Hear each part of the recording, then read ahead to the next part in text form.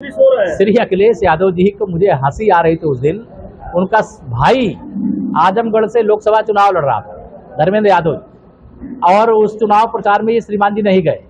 उनकी पत्नी जब चुनाव लड़ रही थी तो मैनपुरी में गली गली घूम रहे थे। आज वह अगर घोसी में उनको आना पड़ा है, ये भारतीय जनता पार्टी के मेरे संगठन के क्षेत्र और जिले के अध्यक्ष हैं, उस संगठन की ताकत है।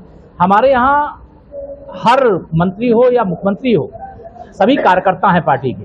कोई उपचुनाव ऐसा नहीं होगा जिसमें हम सारे लोग चुनाव प्रचार के लिए नहीं जाते हैं। लेकिन श्री अखिलेश यादव जी का इतिहास देख लीजिए, सत्ता से बाहर होने के बाद किसी उपचुनाव में गए हैं तो या तो अपनी पत्नी श्रीमती डिम्पल यादव के चुनाव में गए हैं, और या तो वह घोसी में सपा के समर्थन में प्रचार करने के लिए आए।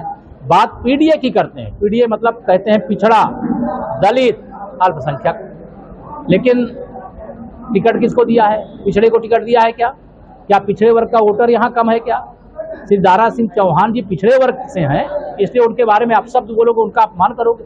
माननीय नरेंद्र मोदी जी गरीब और पिछड़े वर्ग से आते हैं, उनको देश का प्रधानमंत्री बनने से रोकने का यहाँ पे भाषण दे करके जाओगे, तो उसका हिसाब चुकता करने का काम यहाँ की जनता करेगी और ब्याज के साथ करेगी। अखिलेश यादव ने अपने भाषण में कहा कि आपकी राजनीति केवल कोबरा से है, उसके ऊपर नहीं, और व्यक्तिगत लांछन से आपकी राजनीति है। देखिए, वो व्यक्तिगत चीजों में मैं नहीं जाता। सपा को मैं यह मानता हूँ कि जनता के आशीर्वाद से अखिलेश यादव जी को पिछड़े वर्ग का कोई भी नेता बने यह बर्दाश्त नहीं है। पिछड़े वर्ग का मतलब सैफई परिवार, और सैफई परिवार में अखिलेश यादव जी, वह अपने अलावा किसी को नेता बनते देखना नहीं चाहते। लेकिन जनता के आशीर्वाद से देश के नेता भी पिछड़े वर्ग से आते हैं, और उत्तर प्रदेश से हम तो भाजपा के कार्यकर्ता हैं, तो हम पिछड़ा, अगड़ा और अनुसूचित का भेद नहीं करते। लेकिन वो कह रहे हैं कि उनको सहन नहीं हो रहा केशव प्रसाद कि 2017 में उनकी सरकार को उखाड़ फेंकने के लिए जो काम हुआ था, उस समय मैं अध्यक्ष था, उस समय से वो चिढ़े हुए हैं और सत्ता के बिना बेचैन हैं,